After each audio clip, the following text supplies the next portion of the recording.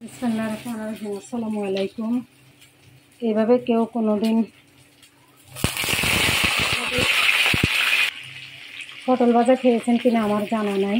তো আমি কিন্তু এভাবে পটল ভাজা খাই, আর এভাবেই নাড়তে থাকবো। আমি সবুজ সবুজও থাকবে, আমার তরকারিটাও হয়ে যাবে।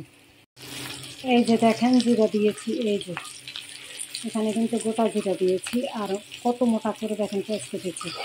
তো এইভাবে আমি পটলটা ভাজি করে খাই, আমার খুবই ভালো লাগে।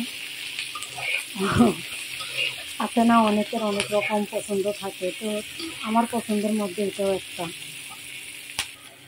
তো হয়ে গেছে আমার পটল ভাজা। ভালো লাগলে আমার ইউটিউব চ্যানেলটি সাবস্ক্রাইব করবেন আর আমার পেজটাকে ফলো করবেন। তাহলে আপনারা সবাই ভালো থাকবেন। আজ এই পর্যন্তই। আসসালামু আলাইকুম।